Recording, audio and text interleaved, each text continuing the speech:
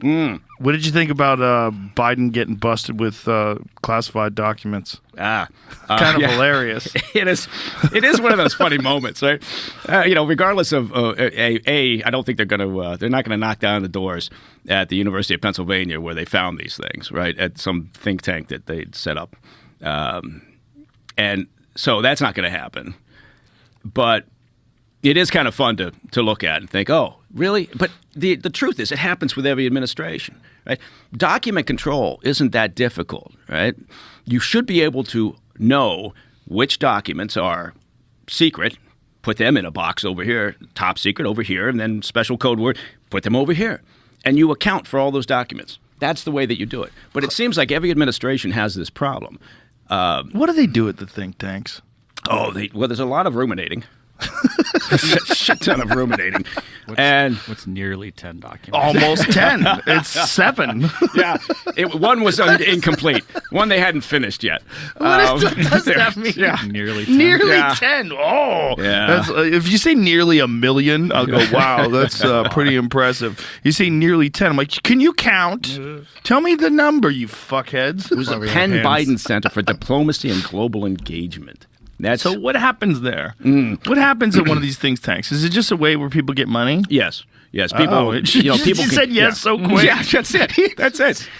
People get grants, or they get a position there. They get the chair to sit for a year and study some particular, esoteric aspect of whatever the hell it may be, global. How much money engagement. goes there?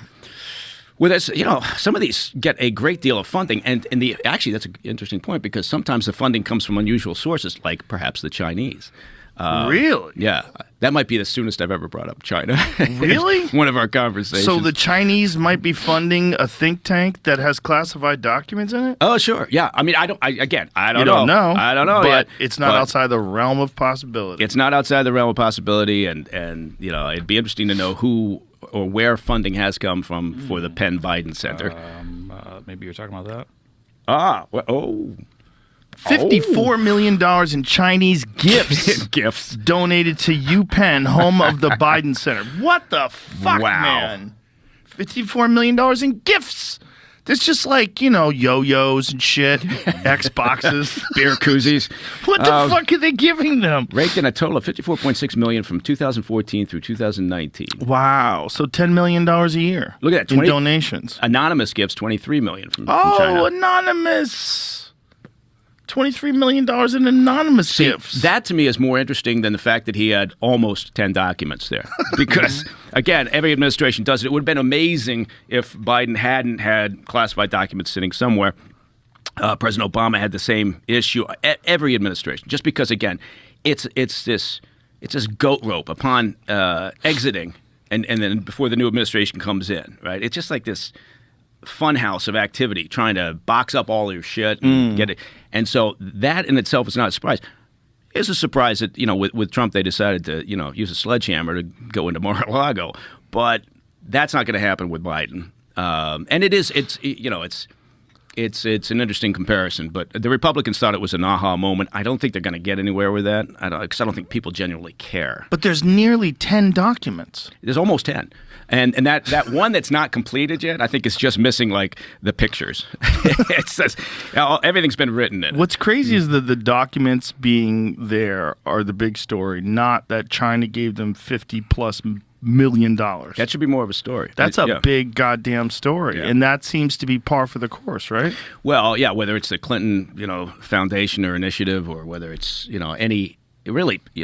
pick any think tank. That would be a really interesting study by some intrepid, curious journalists who wanted to dig into the top 12 think tanks in America and where does the money come from, and then compare that to what policies are they pushing out the door.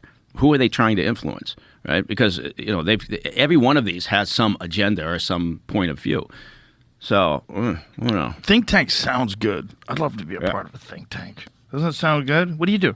Work for a think tank. Oh, you must be smart as fuck. I was going to say, it makes you sound intelligent. Makes you sound like you're getting shit done. I'm working for a think tank. Yeah. You know what I'm doing? I'm putting out a policy paper. Oh. Ooh. Well, now. So this Biden Penn think tank, what did they promote? Like, what did they? Let's see if we can find out what $54 million from China gets you. Yeah, maybe we can find one paper that they wrote. Yeah, there's gotta be that would be good. You know, Huawei ain't so bad. That's the name of the title. That's the title of the paper. That's my Huawei. Yeah. What's great? I was just reading about Huawei that even despite the U.S. sanctions, despite the fact that Google won't let them use the Google Android system or the Google Play Store, they're still killing it. They still have an enormous market share, which leads me to believe that if this didn't happen, they'd probably be number one in the world. Yeah, I think so. I mean, it's...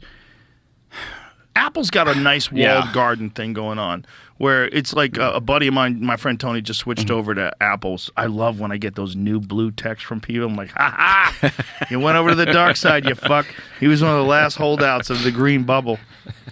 But they're so good at keeping you in there because your photos all go to the iPhoto, and I use Notes, like for comedy, it's like the best thing. But I also use Evernote, and you can switch Evernote in between platforms. But it's so easy to keep people because there's so many benefits to iMessage, there's so many benefits to AirDrop, and we're all fairly simple, right? Once you get into a habit. Right? Yeah. You don't want to change. It's like saying, okay, we're going to upend our computer systems at the company and go with a new product. Yeah. No, we're not. No. Do we really want to? So with the phones, I mean, shit, we got for Christmas, we got the two youngest ones, Muggsy and Sluggo. We got iPhones for them.